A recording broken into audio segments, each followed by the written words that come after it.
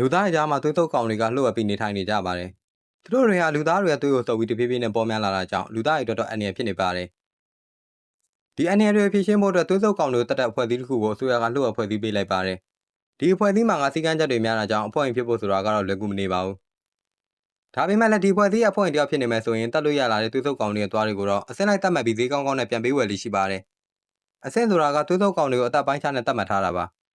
သွေးသုတ်ကောင်တွေကအသက်ပိုကြီးလေပိုကျန်းလေဖြစ်ပြီးအသက်ပိုကြီးတဲ့သွေးသုတ်ကောင်တွေရဲ့သွားတွေကလည်းအစမတန်ဈေးကောင်းလို့နေပါတယ်။ဒီလူကတော့ဘတ်ပါ။သူကမိုးသိုးတယောက်ဖြစ်ပြီးမိမနဲ့ကလေးတယောက်လေးရှိပါတယ်။ဘတ်သွေးသုတ်ကောင်တွေကိုမတက်ခင်လှုပ်တက်တဲ့အကျင့်လေးတစ်ခုရှိပါတယ်။ဒီအကျင့်လေးကတော့အမြဲတမ်းစတီးကျိုးဝယ်တစ်ချောင်းနဲ့ထောင်ချောင်းစင်တက်တာပါ။သူစင်တဲ့ထောင်ချောင်းအောက်မှာပဲသွေးသုတ်ကောင်တွေကိုခဏခဏမိနေခဲ့တာကြောင့်သူ့ရဲ့ထောင်ချောင်းကအလုပ်ဖြစ်တယ်လို့ဆိုရပါမယ်။ဘတ်ဟာတစ်ချိန်လုံးအဖွဲ့အစည်းရဲ့လက်အောက်မှာလောက်ကန်ခဲ့တဲ့မိုးသိုးတယောက်ဖြစ်ပေမဲ့စေကန်းတွေကိုချိုးပေါက်ခဲ့တာကြောင့်အဖွဲ့အစည်းကနေထုတ်ဝက်ခြင်းကိုခံထားရတဲ့သူတယောက်လည်းဖြစ်ပါတယ်။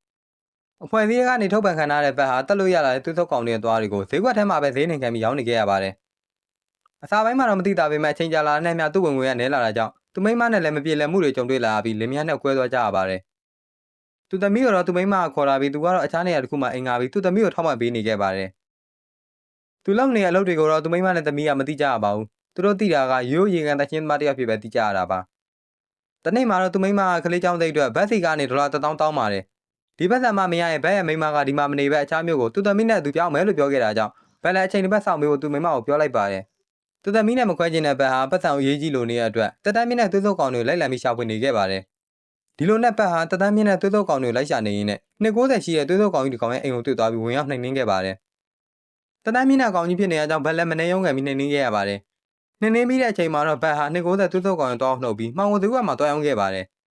အဖွဲ့အစည်းမှာရောင်း1000လောက်ရမယ်ဈေးကို2000နဲ့ပဲဈေးပြက်ခဲ့တာကြောင့်ဘတ်လည်းအခြားပစ္စည်းတွေပဲရောင်းပြီးပြန်လာခဲ့လိုက်ပါတယ်။မှောင်ဝဈေးကွက်မှာကဈေးရမ်းနေတာကြောင့်ဘတ်လည်းအဖွဲ့အစည်းတွေပြောင်းလို့ရအောင်သူ့တငယ်ချင်းဂျွန်းအကူအညီတောင်းပါတယ်။အဖွဲ့အစည်းရဲ့ဥက္ကဋ္ဌကဘတ်ကိုပြန်လက်မခံချင်ပေမဲ့အဖွဲ့အတွက်အရေးကြီးတဲ့ဂျွန်းအာမခံပြီးပြောပေးခဲ့တာကြောင့်လက်မခံချင်မဲ့နဲ့ဘတ်ကိုပြန်လက်ခံလိုက်ရပါတယ်။ဘတ်လည်းအဖွဲ့ဝင်ပြောရတာကြောင့်သူ့မှာရှိတဲ့290သွေးဆုပ်ကောင်ရဲ့တွားကိုအဖွဲ့အစည်းထဲမှာရောင်းလိုက်ပါတယ်။$1000ရမှာဖြစ်ပေမဲ့လည်းအဖွဲ့အိမ်မဟုတ်ဝင်တင်လောက်လိုက်ရတာကြောင့်ဘတ်မှာငွေနဲ့ပဲကြံနေခဲ့ပါတယ်။အဲ့ဒီအချိန်မှာပဲအဖွဲ့အစည်းရဲ့ဥက္ကဋ္ဌကရောက်လာပြီးဘတ်ကိုစောင့်ကြည့်ဖို့အတွက်လူတစ်ယောက်ပေးခဲ့ပါတယ်။ထို့သူကတော့စတိန်ပါ။စတိန်ကအဖွဲ့အစည်းထဲမှာပဲစီကံတွေနဲ့အညီနေတိုင်းပြီးသွေးဆုပ်ကောင်ဆိုတော့စောက်ထဲမှာဖတ်ဦးတဲ့သူတစ်ယောက်ပါ။တိုက်တယ်ခိုက်တယ်ဆိုတာကိုလည်းဘာမှသိတဲ့သူတစ်ယောက်တော့မဟုတ်ပါဘူး။ဥက္ကဋ္ဌကစတိန်ကိုရွေချက်ရှိနေဘတ်အနားမှာထားခဲ့တာပါ။သူ့ရဲ့ရွေချက်ကစီကံဖောက်တာနဲ့ချက်ချင်းထုတ်ပြနိုင်ဖို့အတွက်စီကံစာအုပ်ကိုတော့မှလွှတ်ရနေတဲ့စတိန်ကိုဘတ်အနားမှာတမင်ထားခဲ့ခြင်းပဲဖြစ်ပါတယ်။ဒီလိုနဲ့နောက်နေ့ရောက်တော့ဘတ်လည်းစတိန်ကိုခေါ်ပြီးသွေးဆုပ်ကောင်တွေကိုမဲလိုက်ပါတော့တယ်။အများနဲ့သွေးဆုပ်ကောင်တွေတက်ဖြတ်နေတဲ့ဘက်ကတော့ပေါ့ပပနဲ့ပုံမှန်တိုင်းရှိနေပေမဲ့ခုမှပထမဆုံးကြုံတွေ့ရတဲ့စတိန်ကတော့အော့အမ်ပြီးဘောင်းမီထဲမှာတိတ်တွေပေါက်ချခဲ့တာကြောင့်မဲလိုက်တာကိုသုံးသက်ပြီးအိမ်ဝဲပြန်လာခဲ့လိုက်ရပါတယ်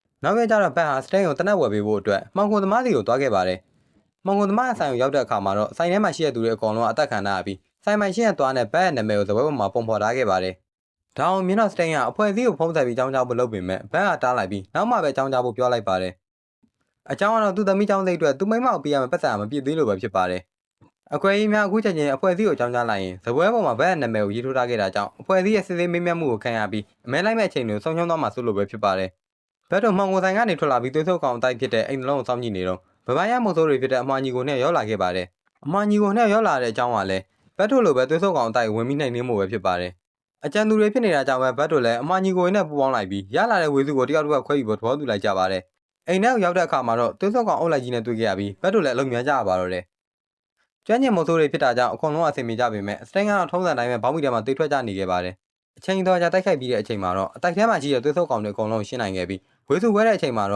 ့ဘတ်ရှာနေတဲ့ပတ်စံ1000ဟာပြည့်သွားခဲ့ပါတယ်။ပတ်စံပြည့်သွားတာကြောင့်ဘတ်လက်သူမိမစီကိုပြေးသွားခဲ့ပါတယ်။အိမ်ကိုရောက်တော့ဘတ်ရဲ့သမီးကမွေးနေ့ပွဲတစ်ခုကိုလိုက်ပို့ပေးဖို့ပူတာနေခဲ့တာကြောင့်ဘတ်လက်သူသမီးကိုမွေးနေ့ပွဲကိုလိုက်ပို့ပေးလိုက်ရပါတယ်။မွေးနေ့ပွဲကိုရောက်တဲ့အခါမှာတော့ဘတ်စီကိုဖုန်းသိမ်းလုံးဝင်လာပြီးတစ်ဖက်လူကသူ့မိသားစုကိုချင်းချောက်တဲ့စကားတွေစုနေခဲ့ပါတယ်။ဘက်ရဲ့ပတ်ဝန်းကျင်မှာလည်းမတင်ကားစရာကောင်းတဲ့သူတွေကိုတွေ့နေရကြောင်းဘက်လည်းသူသမီးရဲ့လက်ကိုဆွဲပြီးအိမ်ကိုပြေးပြန်လာလိုက်ပါတယ်။ပြန်နေတဲ့လမ်းမှာပဲတိုက်ခိုက်မှုတွေခံရတာကြောင့်ဘက်လည်းတိုက်ခိုက်မှုတွေကိုရှောင်ရှားပြီးမနေ့အသက်လူကအိမ်ကိုပြန်လာခဲ့ရပါတယ်။အိမ်ရောက်တဲ့အခါမှာတော့သူမိမကိုသွေးဆုပ်ကောင်တွေကဖမ်းဆီးထားပြီးစတိန်ကတော့ကိုက်ခံထားတဲ့ဒဏ်ရာတွေနဲ့ကြိုက်မြော်မှလဲနေအောင်တွေ့ခဲ့ရပါတယ်။သူနဲ့သူသမီးကိုလည်းသွေးဆုပ်ကောင်တွေကဖမ်းဆီးလိုက်ကြပါတယ်။ဘက်ကဘာလို့သူ့မိသားစုကိုပြစ်မှတ်ထားနေရလဲလို့မေးလိုက်တဲ့အခါမှာတော့300တန်းရှိတဲ့သွေးဆုပ်ကောင်ကြီးကသူသမီးကိုတက်ခဲ့တဲ့အတွက်လက်စားပြန်ချတာလို့ပြောပြီးဘက်ရဲ့မိမနဲ့ကလေးကိုရေးပူသွားဖို့အတွက်ဖမ်းဆီးခေါ်ဆောင်သွားခဲ့ပါတယ်။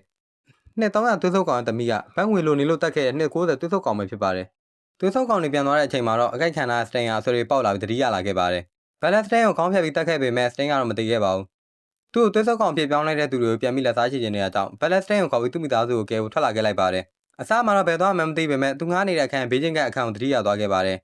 အခန်းမှာရှင်ကသူ့ကိုမကြာခဏစောင့်ကြည့်နေခဲ့တာကြောင့်ထိုခန်းမှာရှင်ကိုဝင်ပြီးဖမ်းမှုလုပ်ပါတော့တယ်အခန်းမှာရှင်အစလူတစ်ယောက်ဖြစ်ပြီးနှစ်သုံးအောင်သွေးဆုပ်ကောင်ကြီးကသူ့ကိုပုံစံပြောင်းပြီးဘက်အကြောင်းတွေကိုစုံစမ်းခိုင်းခဲ့တာပါဘက်အစမှာတော့ထိုခန်းမှာရှင်ကိုတတ်ဖို့လုပ်ပေမဲ့အခန်းမှာရှင်ကသူ့ကိုပုံစံပြောင်းခဲ့တဲ့နှစ်သုံးအောင်သွေးဆုပ်ကောင်ကြီးကိုလက်စားချင်နေတာကြောင့်ထိုခန်းမှာရှင်ရဲ့လမ်းပြမှုနဲ့ပဲနှစ်သုံးအောင်သွေးဆုပ်ကောင်ရဲ့အတိုက်ကိုထွက်လာခဲ့ကြပါတယ်အတိုက်ထဲကိုရောက်တဲ့အခါမှာတော့သွေးဆုပ်ကောင်အုပ်လိုက်ကြီးနဲ့တွေ့ရပြီးဘတ်တို့လည်းတိုင်မက်နေခဲ့ပါတယ်ဘတ်တို့တိုင်မက်နေတဲ့အချိန်မှာပဲဘက်အတငယ်ချင်းဂျွန်ကြီးကကားနဲ့ရောက်ရှိလာပြီးသွေးဆုပ်ကောင်တွေအကုန်လုံးသူ့မှာပါလာဆက်လက်နဲ့ပြစ်ပြီးနှိမ်နင်းခဲ့ပါတယ်ဂျွန်ကြီးကိုခေါ်လိုက်တဲ့သူကတော့စတိန်ပါဒီလိုနဲ့ပဲ၄ယောက်သားသွေးဆုပ်ကောင်တွေနှိမ်နင်းသွားရင်းနဲ့မြေအောက်ထဲမှာရှိတဲ့သွေးဆုပ်ကောင်တွေရဲ့နောက်ဆုံးခန္ဓာထဲကိုရောက်ရှိသွားခဲ့ကြပါတယ်